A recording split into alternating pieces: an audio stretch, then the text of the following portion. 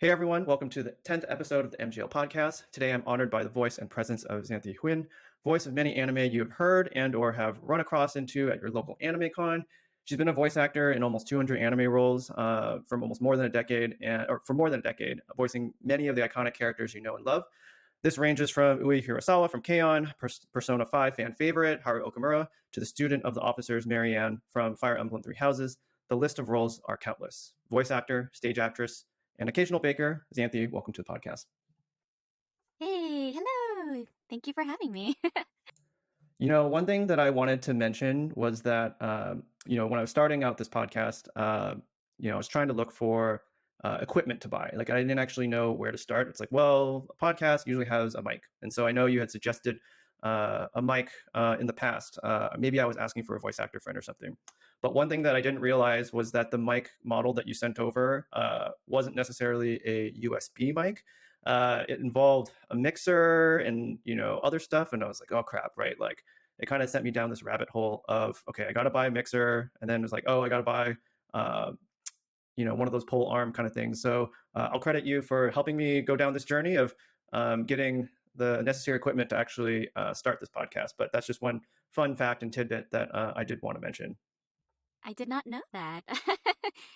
I'm sure that for podcasting, with mics, there's so many different varieties out there, and there's a lot of different choices depending on what your budget and needs are. But I guess what I had probably thrown out at you, if it was for voiceover, it is very different. But I will say that having an XLR mic does give you a lot more control when it comes to like what you hear in your own headphones and also like controlling your volume and stuff. So Those are things I definitely had to get used to, right? Even just how to operate it, like knowing what the different functions were, like even what is the purpose of getting a mic cover, or the inputs where it controls how much of the sound actually enters the mic. Those are things that kind of had to learn sort of over time as I was doing kind of the podcast stuff. So I want to get into how we know each other.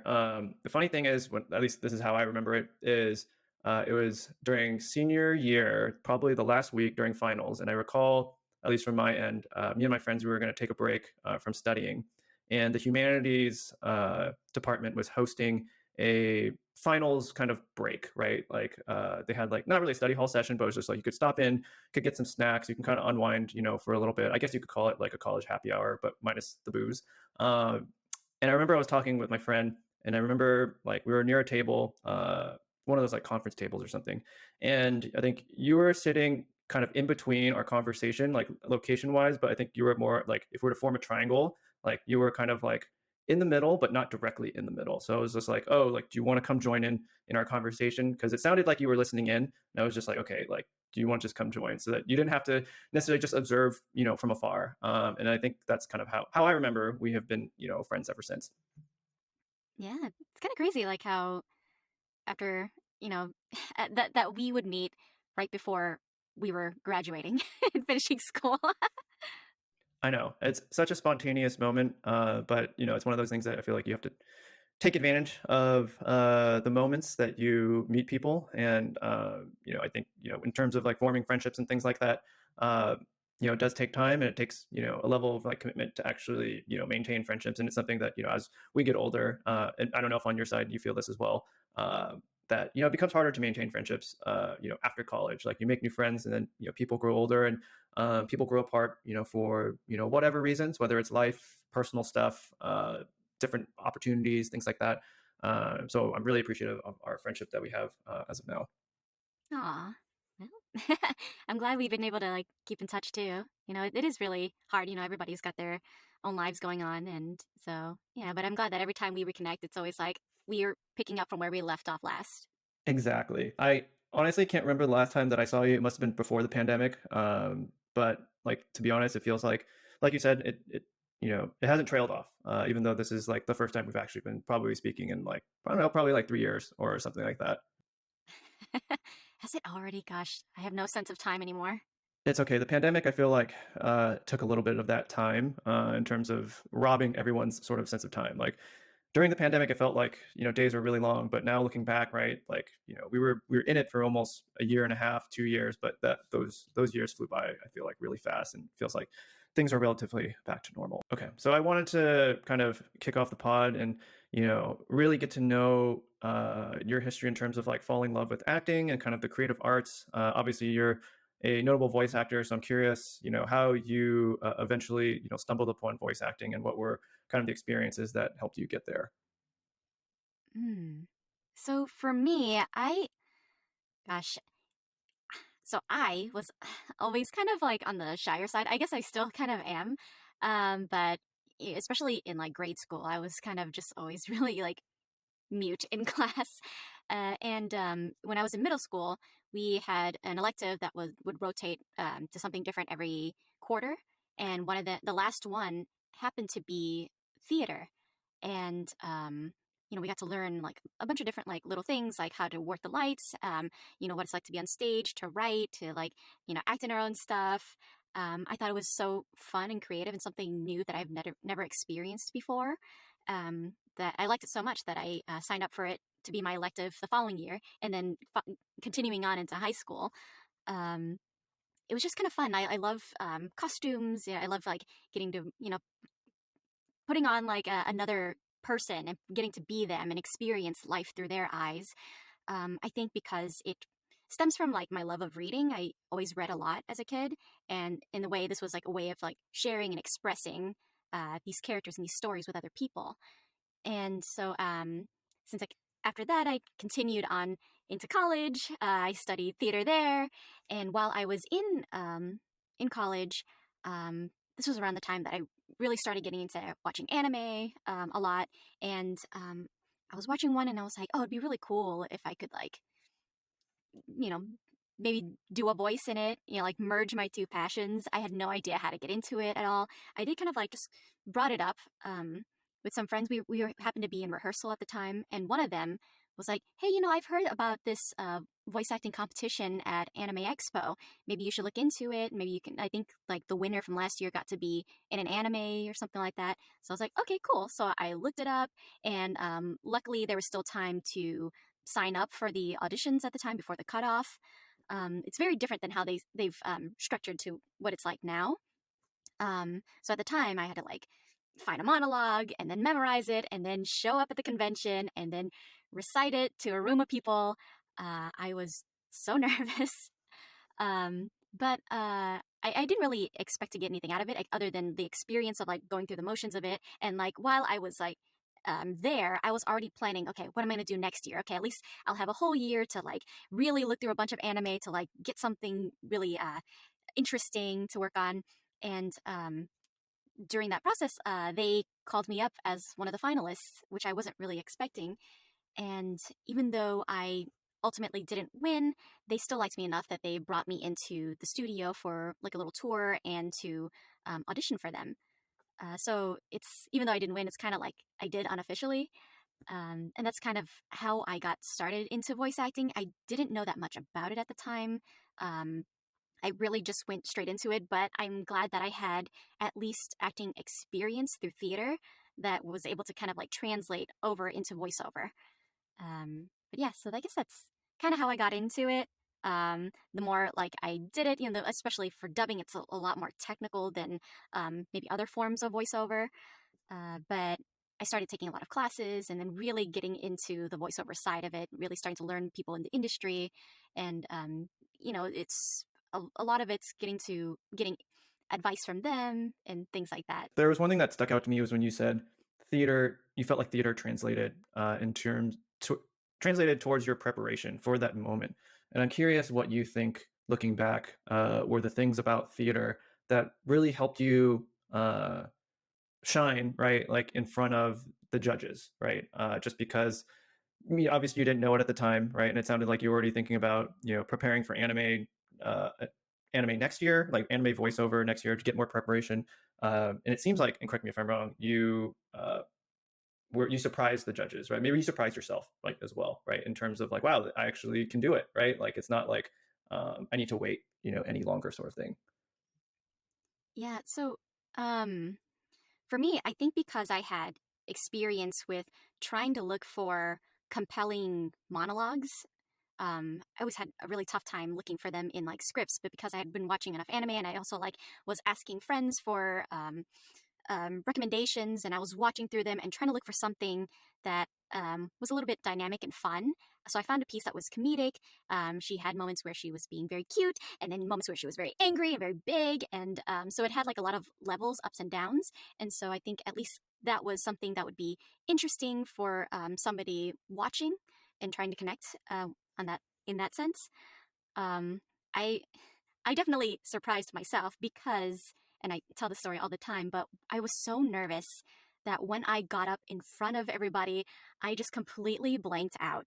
And so I said about 3 words, and it was gone. And I just kind of like started mumbling, and then it came back, and then I jumped right back into it. And then I was kind of on autopilot because I had practiced it so much. And then before I knew it, I was done. And and at the time, the judges all gave like a little bit of feedback on things to improve or things that they liked. And the one note that I got was, "Oh, it was hard to understand you in the beginning, but once you got into it, it was really entertaining." And I and I always think about that, and it's just because like I played it off as best I could. I'm sure they're probably giving you a little bit of leeway, knowing that it's an amateur competition first, probably first and foremost. I'm sure they were probably impressed by your resolve to jump back in, and I'm sure as well, right? Like you mentioned, like dynamic and fun, right? Comedic ups and downs in terms of the choice of the script you decided to use for this particular competition. I am actually curious though, when you mentioned, in middle school and high school that you really got into theater, and I'm curious, what are maybe some of the things that helped prep for it, right? Like specifically, like did you have to read monologues, right, as part of theater, right? Like I'm curious, like what are those things that you think really helped with the preparation side of it? Honestly, it was getting comfortable just being in front of people for the most part. I mean, if you translate that into the competition itself, and also like in voiceover too. I mean, I'm not like in front of like a whole like bunch of people live. A lot of times for voiceover, it's just like the director and the engineer, and maybe a couple of people from the client side, like a writer or somebody else involved in the production process. Mostly, it was just getting the experience and the practice in. So the whole getting to look at a script, breaking it down, understanding the character, understanding their history, understanding their worldview, and then also when you're embodying that character, how are they interacting with the world around them and all the other characters in the scene as well. I think that definitely helped me to prepare for voiceover because when you're in the booth by yourself and you're only playing your character and you're not getting the chance to hear the other person's lines and getting to respond to them, you have to really pull from your own imagination to be able to respond to something organically. Um, and also just being able to cold read, which is getting the script and reading it for the first time and being able to immediately drop in to the moment of what's going on and playing the moment authentically. So yeah, I would say like it was a lot of just like preparation for me to jump into something adjacent. Cool. I really liked how you mentioned the pulling from the imagination, stepping to a character's worldview. I think that really plays into the script that you probably also chose, right? To really help flesh out the character and also show your range in a way that expresses the character, but also expresses yourself in a variety of different ways. So I'm also curious, right? Like, so that was sort of like kickstarting off your anime career or voice acting anime career.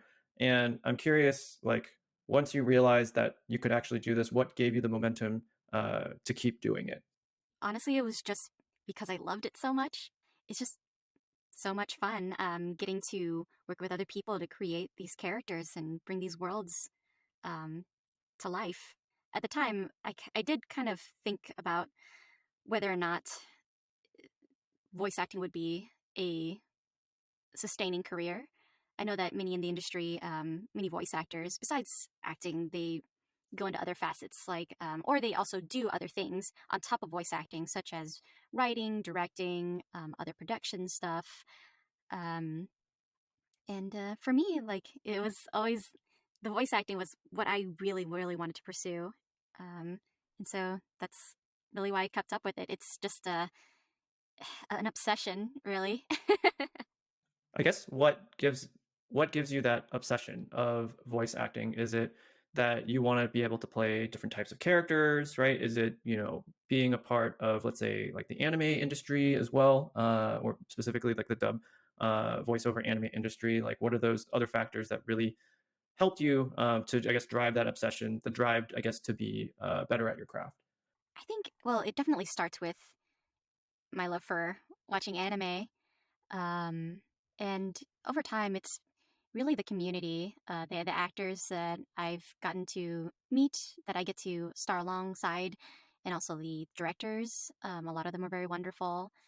I don't know, it's just kind of fun, like the back and forth that we have in the booth, and especially when like if there's something that I might not understand, then the director has to jump in and be like, okay, think of it this way, or try to substitute with something else so that I can emotionally connect and be like, ah, I understand, I get what you want, and then try to deliver it. And there's just something very satisfying when you hit that moment just the way that the director was envisioning. That's just very satisfying. Um, Getting to meet fans has been really nice. I mean, it's really just a big geek out session, getting to meet everybody. Do you feel that when you're kind of in that booth, or you mentioned like trying to help that director's vision come to life, do you think about your time in stage acting, right, as well? And like, how does that kind of come into play with voice acting?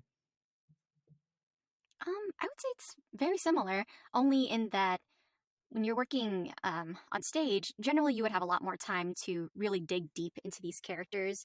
I would have time to read the entire script and get a feel for like the beginning, middle, and end, or if there's like an arc for the character. Getting to know all the other characters and really spending time because we're also memorizing and we're also moving around and embodying them on stage. And then, of course, all the other elements. Really working with the director to, dig deep and really um, understand everything that's happening. Whereas in voiceover, a lot of times we don't know where it's going to end yet. We have an idea of what's going on right now. For me, I often come in and I don't know anything about the project because it's so super top secret. I've signed like all my NDAs, like my entire life away before they even tell me the general before they tell me the general synopsis and then things about my character. So I'm very reliant on the director and the team to fill me in as I'm going, because otherwise I have no idea where it's going. Like I can understand what's happening right now and my character's motivation here, but we might not know what's going to happen to them later on in the story. That's definitely happened in times where even the director wasn't sure because there's no source material for them to look at. And we've only gotten like half the season, and we have to finish dubbing the first half. And then later we'll get the second half to see what happens to everybody. I guess I wanted to ask, like, do you ever feel that it's kind of just like it's a lot of improv, right? Because you mentioned that you don't have a lot of time to prepare. You're going in, you're getting directed, and not to necessarily like make light of the work, right? Like, or the effort that's involved, but it sounds like there's a lot of thinking on your feet, right, and being quite adaptable, kind of in that moment. Because I'm guessing you have a very limited amount of time for the session that you do need to record. Yeah, depending on what it is. If it's like original animation or domestic animation, then there would be opportunities to kind of play around and maybe improvise little words or lines here and there. Because at the time, as an actor, I'm getting to work with the team to kind of like mold and shape this character. Even though they have like a base for like what they want this character to be, I'm still bringing an element of myself to this character. Um, so in that sense, it's a little bit different. But for anime, there's already, like the pre-existing performance that we kind of have to draw from and incorporate into our own performances for the dub. If we're talking for dubbing for anime, then there's not a lot of room for improvisation because we have to match lip flap. What is lip flap? I guess first and foremost, right? Because maybe not everyone may know what lip flap is. Lip flap is anytime the character opens their mouth or makes any kind of sound. So a lot of times when we're dubbing, we have to match the words to every time they open their mouth. Otherwise, it looks very jarring because it's not fitting. And we want to make it seamless for the viewer to make so that it looks like it's not a dub. And I feel like anime is in particular is very, very strict about it. At least we try to be, because we have those restrictions. There's not a lot of room for ad-libbing on the spot, unless the writing is a little bit short or too long. Then maybe we need to rewrite it so that it fits better, rather than being good at improvisation.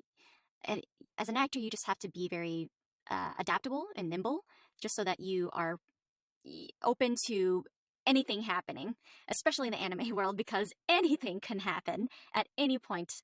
So you just kind of have to be ready to take the punches as they roll. I kind of want to roll it back a little bit and talk about kind of the early days of your voice acting career.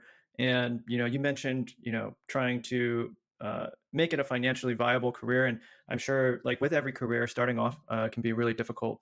So I'm curious how at the time you were balancing the pursuit of becoming a career voice actor, and maybe some of the life challenges that you had to balance along the way, like to get there. So for me, my parents used to own a restaurant, and so I was expected to help out and work there. So I did that for a long time. I worked through college, and then even after college for many years. And it was difficult because I wanted to be able to have more time available just in case I book anything. But it was really hard because I would be working at the restaurant most of the time. And then so a lot of my energy went to that. And it was also hard because my parents, even though they saw that I had some success, they didn't feel like it was very sustainable, or that it would be something that I could live off of at the time, because I wasn't able to really fully jump in and immerse myself and like really try to figure my way through it. So at the time, I only had connections with maybe one or two studios, and I wasn't getting um, like a ton of work all the time. It's very up and down. And even now, though now I have like an agent and I have a lot more connections to more clients, the work is always up and down depending on like what production needs. Yeah, it wasn't until actually after my parents have sold the restaurant that I was able to really fully jump in.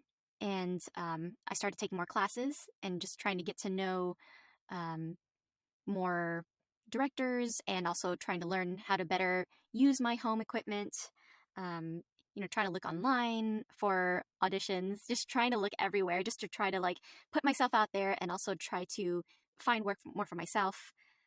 I'm curious to know, like, because you mentioned like the voice actor, or sorry, the like improving your craft, right? And taking classes and things like that. And I feel like that's not necessarily something that maybe fans and things like that really understand, right? Like in terms of voice acting as a profession, as well as like how do voice actors get better, right? So you mentioned like taking classes and stuff like that. Like, what are other things other than let's say taking voice acting classes or voice lessons that voice actors do to improve themselves, right? Improve the craft, or let's say even improve stage presence, like preparing for cons and things like that. For me, uh, it's all about practice. And so classes can definitely help with that, when it's like, maybe learning technique from whatever the instructor is giving out, or, whatever notes they're giving to other actors in your class. Find that the most helpful whenever I feel like, oh, I don't know if like what I'm doing is effective because maybe I'm not booking a lot. What am I doing wrong? And it's always nice to be in a class where the teacher can be like, oh, you can improve in this, or maybe you should watch these movies and shows so that you can learn the style, or maybe you can study these kind of characters because you could potentially play those types. So it's a lot of like watching and ingesting media as well. And besides taking classes, because they're very expensive, linking up with other voice actors, and getting together and practicing together. There's if you can't find scripts online, then you can definitely just pull from your favorite shows, just like type the scenes out and then get together and read them together, practice these characters. That's what I did. And even now, like, I do a lot of my auditions with a friend of mine. We kind of throw different ideas at each other to try to like think outside the box and try something different to make ourselves stand out amongst everybody else auditioning. Um, so it really comes down to like having a lot of practice, in my opinion, to like improve. There's also, you could take singing lessons. That's better for like breath work, and for just like learning some better skills, and how to like take care of your voice as well. That I feel like that's something that doesn't always get talked about a lot, is vocal care, warming up and warming down afterwards, stretches. They're all very important. The thing that I wanted to ask is one, when you're taking these classes, do you see a lot of your contemporaries also taking the same classes as you, as in like the contemporaries that are in the anime dub industry, or do you also see and experience other voice actors that are, let's say, not doing necessarily anime as well? Yeah, it's always a good mix. I feel like in the classes that I've been in, sometimes it's always a pleasant surprise to see like a friend of mine in the class too. So then we always, messaging each other on the side, being like, "Oh, I'm so glad we're in this class together. I'm so excited to just see you work." Um, but yeah, sometimes there's on-camera people that don't have voiceover experience that want to get their toes wet, or maybe somebody new, or even somebody that does a different genre of voiceover that wants to get to know video games or animation, or me even if when I take like something like a commercial class.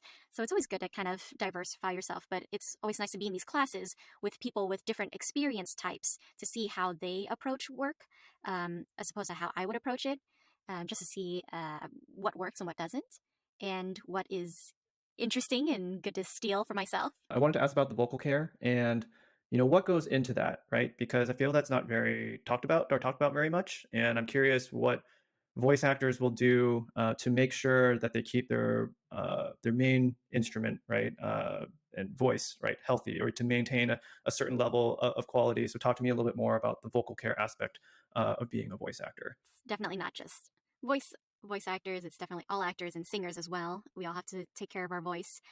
And I mean, for the most part, definitely you want to like before any kind of work audition or a job, you want to warm up and get ready for whatever comes up. Especially if you're going to do like say like a video game session where there's going to be lots of like high energy stuff, lots of like yelling, attacking, dying. That can be very stressful on the voice because you don't want to injure yourself and then you won't be able to work after that. Um, so drinking lots of water, there tea. Uh, there's like this Chinese syrup that everybody in voiceover uses. The Nimjum Papekwa is really huge. I think they have like the little throat drops now too, so it's not just like everybody carrying around. There's this bottle of syrup. During the pandemic, actually, a group of voiceover friends and I we got in contact with this instructor that she teaches the Linklater um, technique, and it's all about like relaxation and different kind of warm-ups and different kind of things because your whole body is connected. So it's not just like warming up your voice. You want to like really get your body like stretched out and relaxed as well, because you want to make sure that you can breathe fully with your whole like with your whole like torso chest area, typically like to do this warm-up CD, and it's by these two voice actors, Yuri Lowenthal and Sarah Platt. They have like a book called Voiceover Voice Actor, What It's Like Behind the Mic. And they had like a companion CD that I bought that is warm ups, and I have it in my car. And I typically like to run through that as my like routine. And then, I don't know, whatever, singing, just to kind of get everything flowing. I guess speaking of routines, right? Like, what are some of the funny? Well, okay, maybe funniest isn't the right word. What are the most interesting routines that you've seen voice actors do? Like, do some people like run in place, right? Do they, I don't know, be really extreme in their voice, be really soft, right? Like, is there any comedic aspects of like obviously maybe they're taking it really seriously. This is their routine, but I'm sure that there's a bunch of different routines you've probably seen or probably have heard other voice actors discuss. So I'm curious to know like what kinds of interesting routines that you've seen people do. Everybody has their own process, and I'm not going to judge anybody on their process. Um, yeah, I don't think there's any right or wrong. I mean, it might sound strange to somebody that's not like used to doing them themselves. Like if you hear anybody doing like singing warm ups, it might sound weird because you're doing certain syllables and sounds to warm up, like go go go go go go go. That might sound a little bit silly to somebody else, but you're working certain parts of your jaw, your mouth, your lips, your tongue, and everything, just to get them all relaxed and ready to move. Otherwise, if you're too stiff, then you might stutter and things like that. Um, I don't know. I think one of the most amusing things, I feel like I watched an interview with Mark Hamill, and he was just saying that he, while he's stuck in traffic in LA, he would just like practice different laughs, and I think that's kind of fun. I mean, he must have been really prepping for the Joker, right? Like that's one of his more iconic roles, and he has to laugh a lot in the Joker, and I'm sure it has different pitches. And in a lot of different ways. But yeah, sorry, I didn't mean to cut you off there. I just wanted to mention probably the Joker aspect. Yeah, yeah. At what point in time did you realize that, voice acting could go from a hobby, I guess, to an actual career? I guess I never thought of it as a hobby. I just thought of it as I want to do that. And so I think maybe that perspective helped me to really fully jump into it because I was like, okay, that's the thing I want to do. More so than any other facet of voiceover, mainly because like I felt even when I was on stage, I always felt like I couldn't figure out where I belonged or where I fit in, mainly because of my look. Because I'm on the small side and I look a bit younger, so it's a little bit harder for me to play. At least at the time, I felt like it'd be harder for me to play any mature roles or even like maybe even like young lovers types. It'd be kind of hard and like it'd be kind of the same if I were to go for on camera, whereas for voiceover it doesn't matter how I look, it just matters if I can play the character right. And especially for anime there's a lot of young sounding characters, and so I was like, this is it. This is me and my element right here. um but yeah, I guess I just always kind of thought of it as the job I wanted to do for the rest of my life. So I'm just curious, like, kind of what your thoughts are in terms of, how you've either accepted or expanded the type of roles that you choose to do in anime. Well, my typecast kind of still is a lot of like the softer, quieter, more vulnerable type characters, and I love playing those types. They're very close to me as a person, I feel like. So I really enjoy them. Um, but it's always fun to get the chance to play outside of that type. Anytime I get to play anybody really tough. Um, and then there's also certain types that are a bit of a reach for me, and so I can see why I maybe wouldn't be cast in those parts because they would be a little bit tougher for me.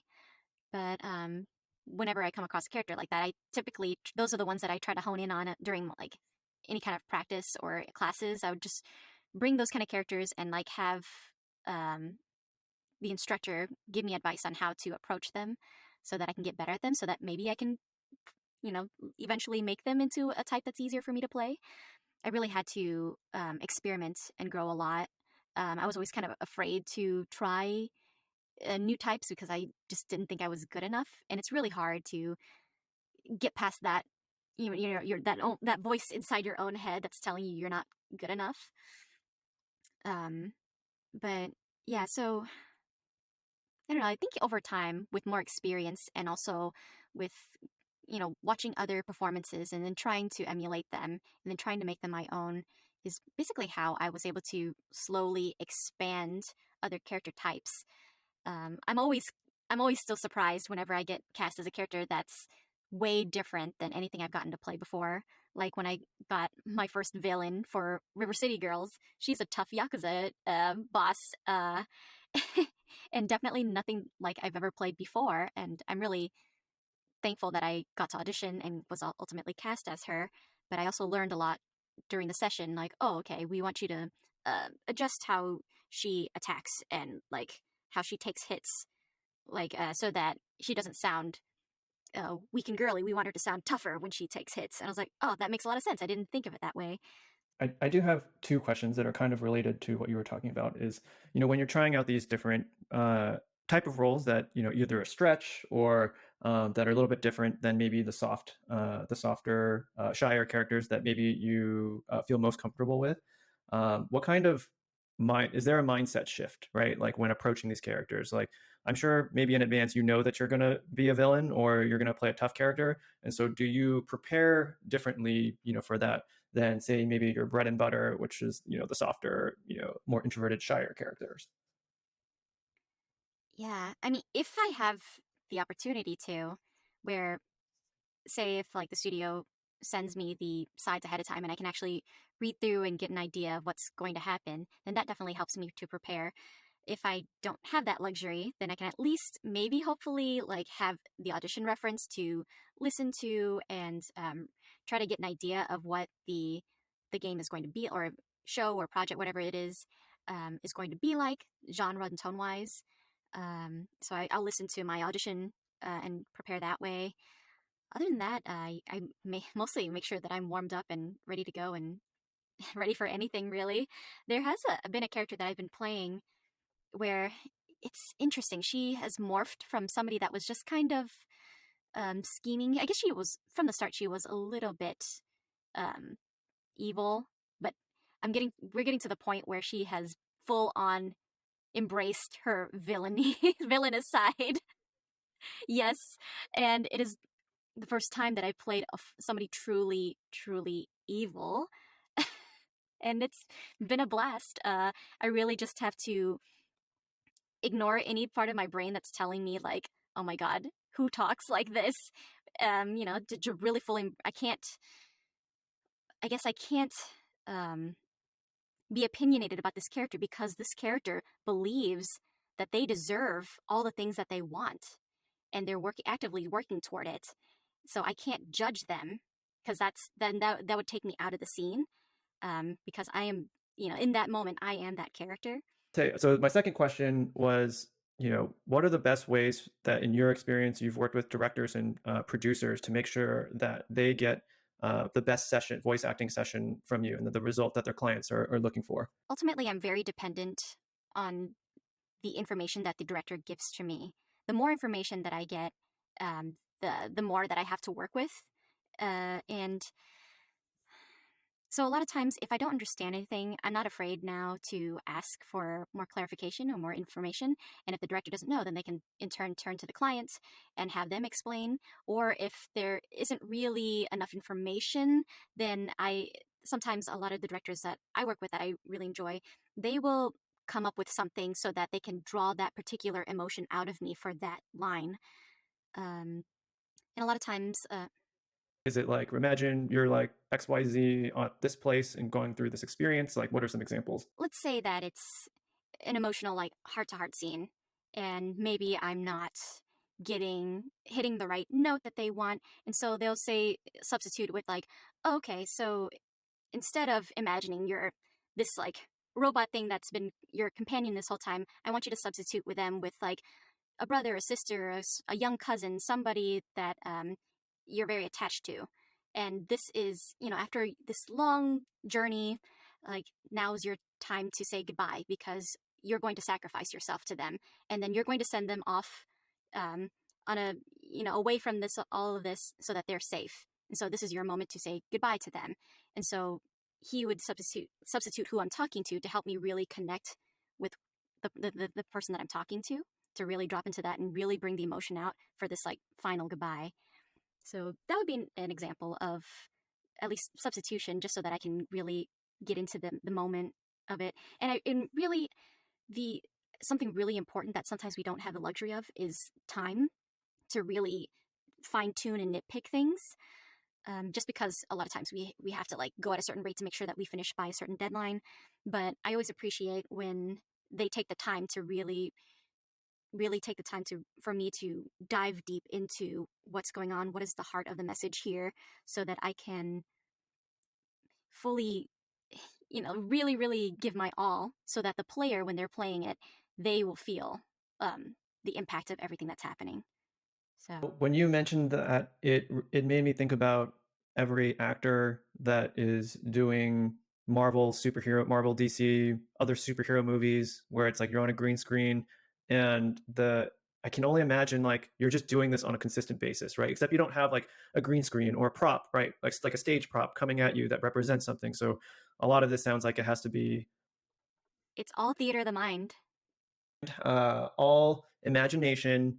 And I think the important thing from what it sounds like is the alignment in imagination between the director and yourself, and that you guys both cognitively understand the same imagery or reference imagery that you're working off of. Hmm. I I just remembered something this director did for me, and I think it was brilliant.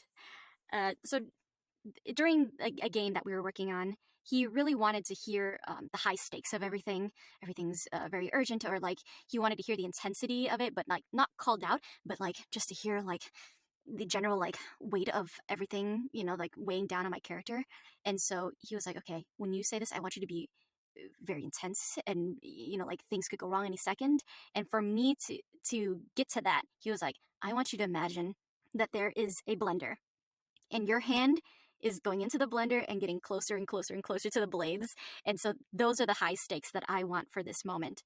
And so for the rest of like all our sessions, anytime he needed me to tap into that moment, he would be like, remember, hand the blender, hand the blender. Hilarious. It reminds me of this show, and maybe you've seen the show. It's a little bit on the older side, but it's called Whose Line Is This Anyways?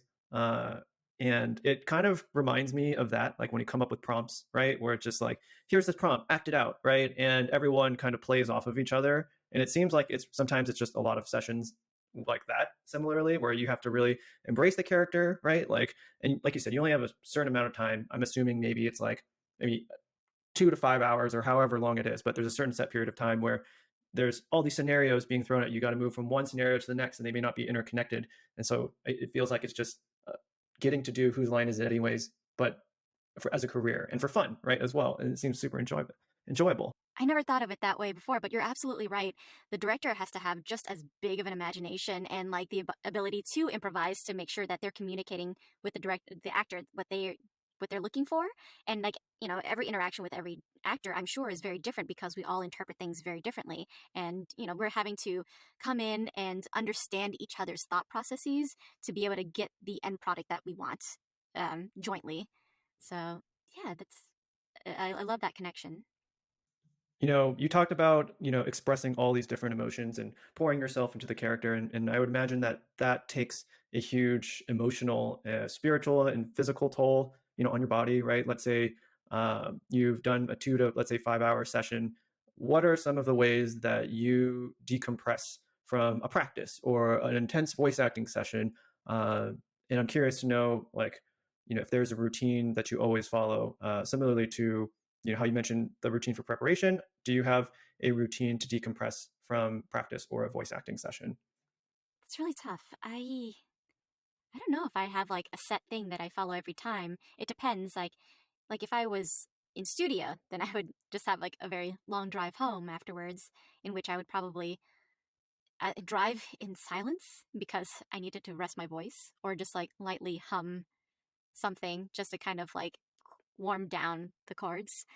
But at home, I guess nowadays for me, it's stretching, getting out, and going outside, looking out my window, looking at the sun,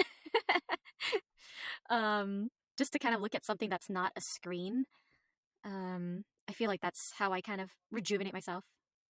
Does a lot of it have to do with trying to let your mind wander a little bit, right? Because you mentioned looking out in the sun, looking at other things, right? Is it because maybe, it's so focused on trying to become, a certain role or archetype, right? That like you have to kind of be formless in a way and put yourself in situations that allow you to not necessarily have to embody something. That's a really nice philosophical way to put it, but I would agree. Yeah, it's nice to kind of just like take a moment to kind of like take that skin off and just kind of relax, and take a moment to just kind of let that go. And yeah, mainly it's also just kind of like nice to get out and not be in a tiny boxed in room.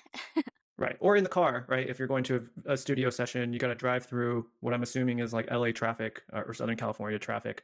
And it's not necessarily like you're stretching you can do full body stretches in traffic, right? Like I'm sure there's an element of like a physical like release that probably needs to be done, after a session. I'm sure it's like like that for anybody. When you're leaving work, you're just like, all right, that's done. So I'm just gonna, like compartmentalize that and have a moment to be myself and relax. You're obviously working on a lot of different content. You have over almost 200 different roles that you've done, and when you were starting out, talk to me a little bit more about the role of building a portfolio, right? To as like a stage in your career, and what for probably I imagine for most actors and artists, right? Having a portfolio is really important, and I want to know like what's the role of a building a portfolio for a voice actor, and our first impressions of people who are seeing that portfolio, how important that is for a voice actor. It's it's tough because like sometimes it feels like to get work you need to have had some work experience to like build upon. And so when you're building kind of like your resume or demo, so to speak, it's definitely kind of like listing like when you're building like a regular work resume, you're gonna like be write down where you trained and all that stuff. So definitely like if I took classes, I'd be like, oh, I took classes with this person, this person, this person. These are some of the skills that I learned from that. These are the things that I can do. List all your vocal things that you can do. So for me, especially nowadays with a lot of productions trying to be more authentic with casting, I can write down like, oh, these are my ethnicities, these are the languages I can speak, or these are the accents that I can do. So you want to make sure all of that is put out there. Um, and then when creating my demo, my friend really helped me to kind of get that all set up by either by what we did was we listened to a bunch of demos and then we kind of distilled what kind of like maybe we're starting points where we want to start, what kind of voices I can comfortably do. And then when I worked with my other friend who wrote and also helped record and mix my demo, he sat down with me and was like, okay, so based on like what you can do, what shows do you like? What shows do you want to be in? So of course I wrote down some of my dream roles and then like shows in general that I enjoyed watching, that I feel like there's like a character or type that I could, like realistically play in those. And then he would distill those into archetypes or tropes, and then he wrote little scenes for the pieces of my demo, and then we recorded them and mixed them, and then ultimately once they were all recorded, then we cut them down to be like, okay, these are the strongest ones that we should put on there, so that once I put it on my website or something, then whoever's looking into me will see, and know exactly what I can do. So at least, so I think those are really important when kind of building, I guess, your website and your portfolio to showcase to other people, this is what I can do.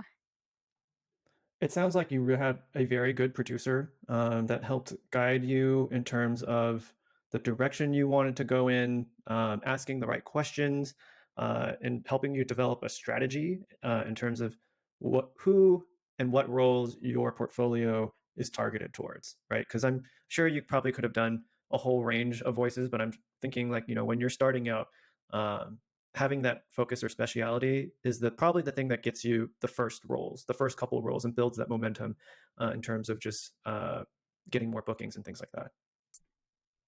Yeah, because it's interesting because, like, in that sense, you kind of want to be typecast in a way because at least, when a casting director is thinking of you, they'll be like, oh, I need somebody that can do children's voices.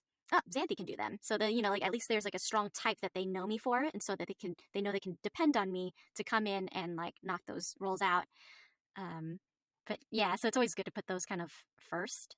But yeah, it helps to know what your strengths are. And at the time, I definitely had a hard time figuring those out. And so we just had to kind of play around and read a bunch of things before I felt comfortable with being like, yes, these are definitely types that I can play.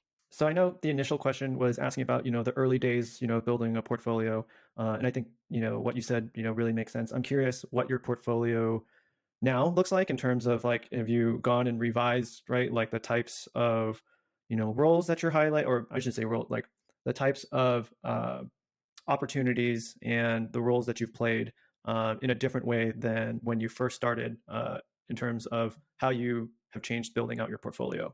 I probably should look them over and see what I can improve on. But like, I feel like when I first started, since then, I have taken a class on accents. And so I feel like I'm much stronger and I can more confidently say that I can do certain accents.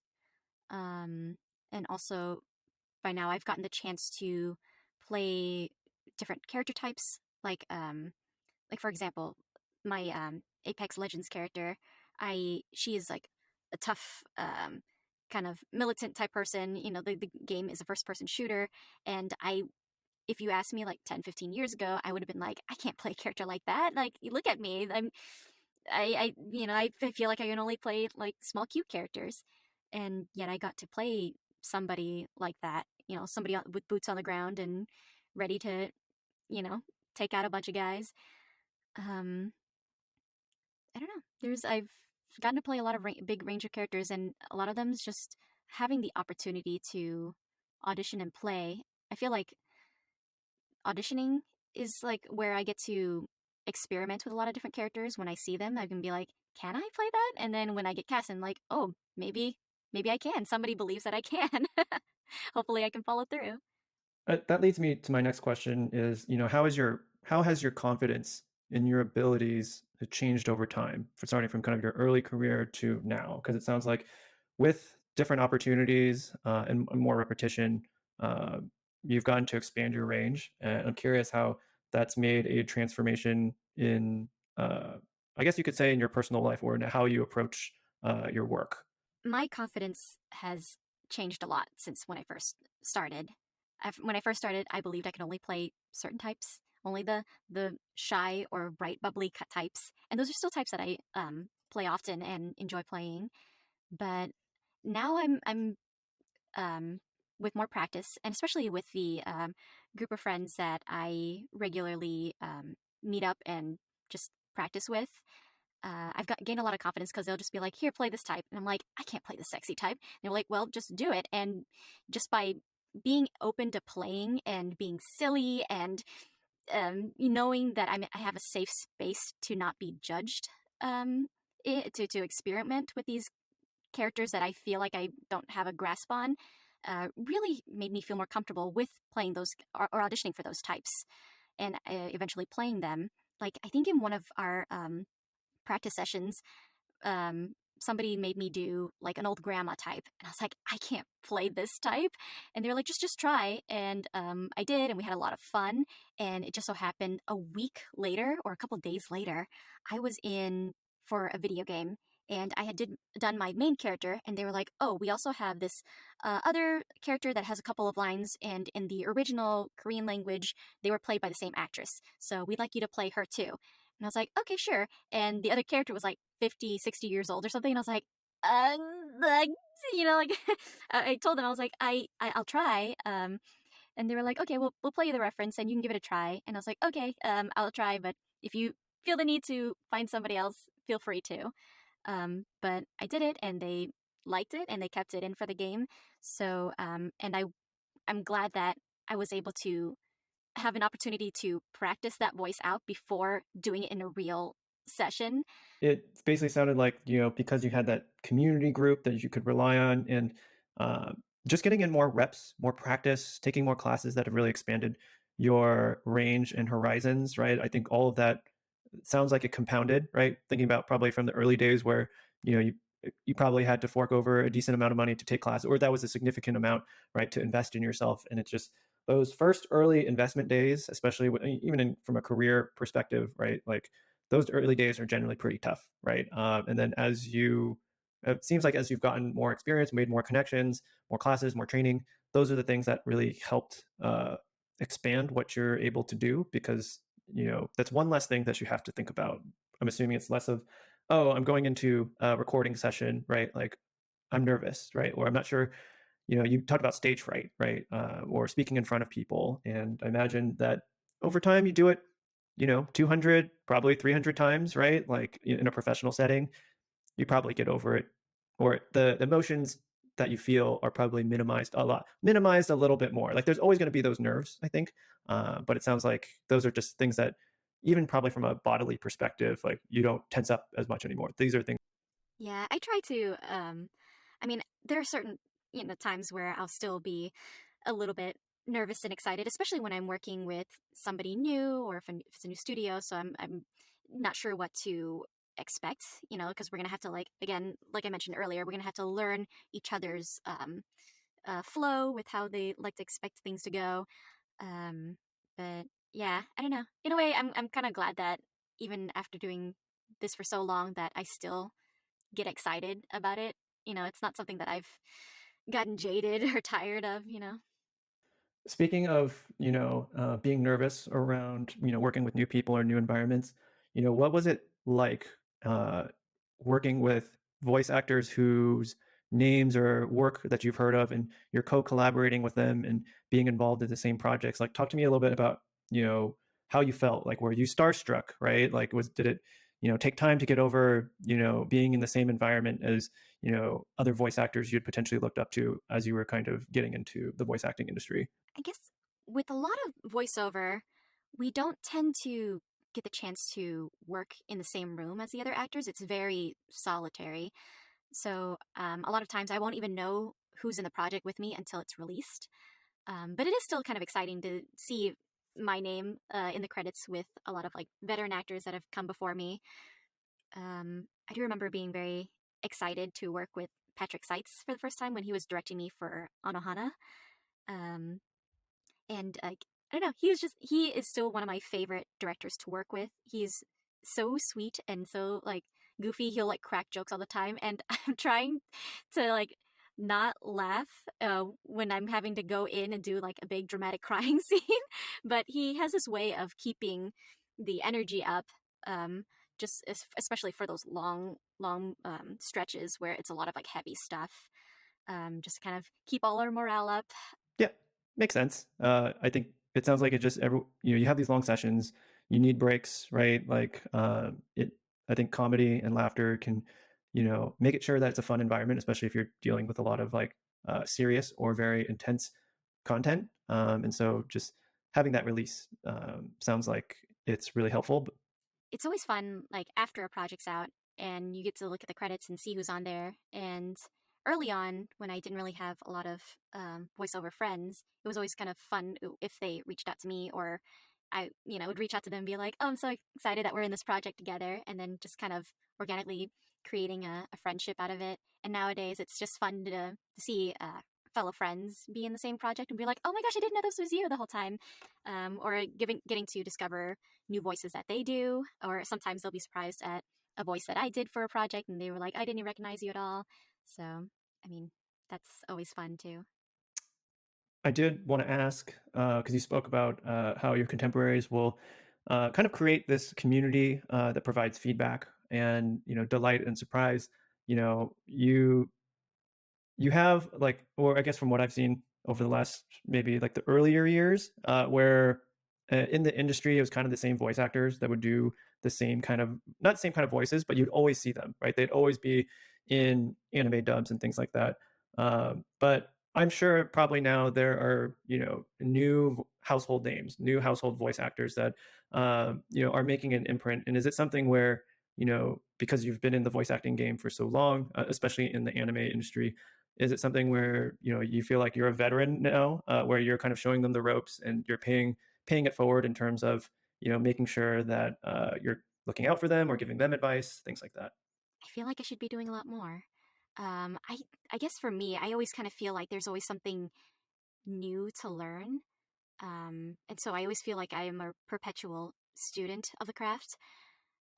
But it always surprises me when anybody comes up and says that they've looked up to me or looked up to my work, and especially if anybody comes up and they specifically say it's um, inspiring to see somebody uh, like of Vietnamese descent doing well in voiceover, because a lot of us, are pressured by our parents or guardians to go into more stable careers. Um, but usually when it comes to like if anybody's coming to me for advice, then I try to steer them to whatever um, resources that I know about there that I think are beneficial, though especially ones that I've looked to, or classes that I've taken that I think are really helpful building blocks. I'll send them that way. Um, but yeah, I I don't know. Other than that, then I just try to try to be as supportive as I can. I'm curious to know, like, as you've gotten more fame, right? Like, you've taken on more iconic roles and uh, become a household name. People know you for different characters. Like, how do you prepare, like, basically becoming anime industry famous, right? Like, when you go to a con, people know who you are. They want to ask questions, things like that. There's obviously probably no school for how to deal with, anime fame, right? And so I'm curious how you started to deal with anime fame, and whether it's digitally or at cons, right? Like, I'm curious to get your take on that and your preparation. I really wish there was a handbook or a class or something that kind of helped, help me to navigate all of that. For me, it's been trial and error. I still don't really know what to do with fame. Because I am kind of a recluse. I know that a lot of my peers have turned to like streaming to kind of help supplement what they do, and also kind of just to reach out and connect with the fan base and do something fun with them, while also kind of creating more content to help them elevate themselves and also maybe making some money. um, for me, I my very first convention, I was so nervous leading up to it. I had like nightmares about it. And I went in, and I remember the very first panel that I had, there was two people there because it was my panel was like right when the convention started. So I'm sure a lot of people were still signing up and stuff like that. And it was like on a college campus, so people were probably still in class. But there was only two people, and I was still shaking so bad, just kind of like doing my spiel that I had written out and prepared. I was so nervous. But the two of them were super sweet, and I still keep in contact with them actually. Um, but yeah, I was so nervous, and that really helped me to break the ice and think back on what I could do to improve myself for the next time. Just to kind of like once I gauged interest, and also when I go to other conventions, I went to panels and see what other people did and what worked, and see what I can incorporate to mine, or how I can come up with things that are entertaining, because a lot of times in a convention setting, people are there to have a good time and not just be lectured at about voice acting. Although I do mostly panels on voice acting. Um, and after talking to other voice actors about what they do, it kind of gave me an idea of what I should prepare. It wasn't until like two or three conventions in that I started having at least one print available to sign to give away. Start prepping materials to bring.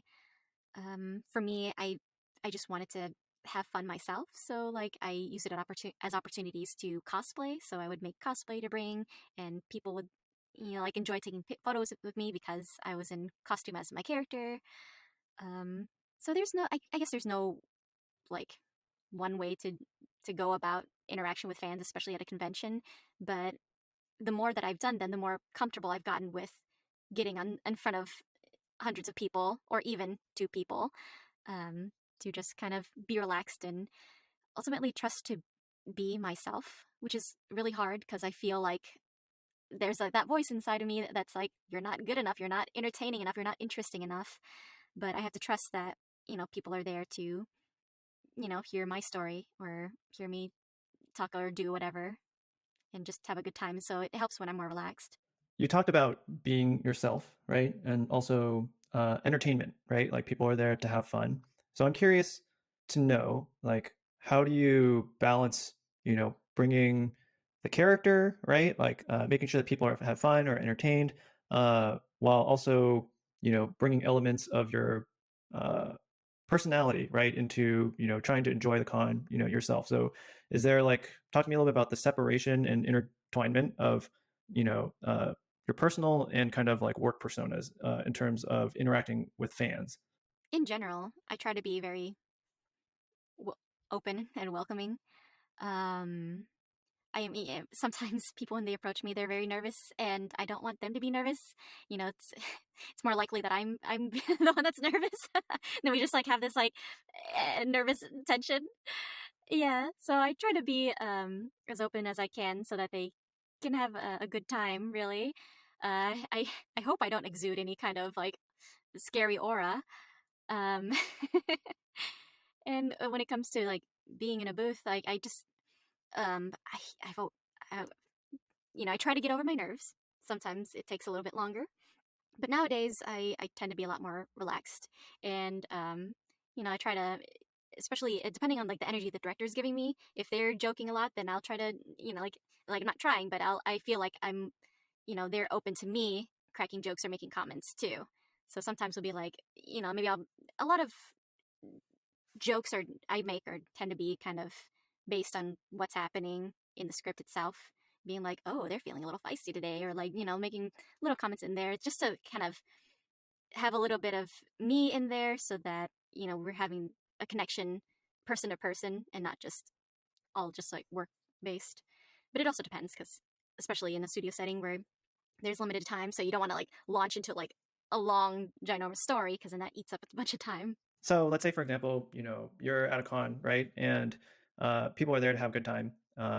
They want to see, the character. They're really excited to see you as a person. I'm assuming as also you as the manifestation like of a character, and like how do you balance those two aspects, right? More in a con setting, an audience setting, rather than kind of the voice acting director stage. It's just kind of a separation between the two.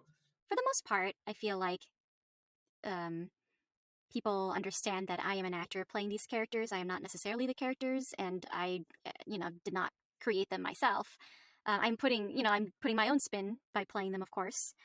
Um, but yeah, and like I tend to like to tease and joke with my fans like in character, but I always try to make it apparent that like I am me and I am not this character. I'm not representative of this character or the company that has created the character, because I don't want to get in trouble with any of my clients. um Very rarely, I guess, there are there may be fans that may be on the spectrum, then they cannot make the distinction. um and so I just kind of, if it's in a con setting, then I'm fine to like play along just so that they're having fun. um but yeah, I try to make it clear that I am me and not these actual characters. What do you want your fans to know when interacting with you or talent, whether it's digitally or at cons, right? Like, are there some, guidelines or best practices that you feel would be really important for them to know to, I guess, address you or, interact with you in a very positive manner? I guess know when it's okay to uh joke about certain things, and like especially when if interacting with me, I'd prefer things to be very positive. Like, don't talk down on anybody else. That's never appropriate. Or comparing, using me as a comparison to anybody else. I don't typically enjoy that either. Um, yeah, I mean, just keep it fun and appropriate. Don't need to see any lewds of my characters. I'm quite okay not seeing those. I mean, the internet goes through very far flung spaces, in the corners. So I can imagine sometimes it gets becomes the wild wild west at times. So I understand like the need to like corral it and try to keep it light and friendly and positive for everyone. I just want everybody to have a good time and feel safe about it, and especially with the internet where anybody can say anything. It's just nice to have like a little safe corner to retreat to. I do want to start to wrap things up a bit. I'm curious to know, if you have any advice for up and coming or aspiring voice actors. Nowadays, it is pretty different than when I first started. Um, and it's changing all the time, especially nowadays with like AI becoming a huge thing. It's very scary how quickly it's improving all the time. But that aside, I would definitely say, um, like we talked about in the very beginning, getting your equipment together, learning how to use your equipment to the best of your ability for your space and for your needs. Um, and I know that's like a huge investment when it comes to like money and time, but it's really important that you have these elements working well for you and not working against you. And practice, because that's been like the key for me in my improvement. um, whether it be classes or getting together with other um, voice actors that have different strengths and weaknesses to you, so you guys can complement each other and help each other out and like experiment and discover new things for yourselves. um, and then getting really involved in the community and like learning how to protect yourself. There's a lot of projects out there that will massively underpay new talent. So if you need to, reach out to places and find out whether or not you are being undercut, or find out what, good rates or fair rates are. You can always go to like nava.org and or Coda. Those are places where you can reach to an admin and they will help you out.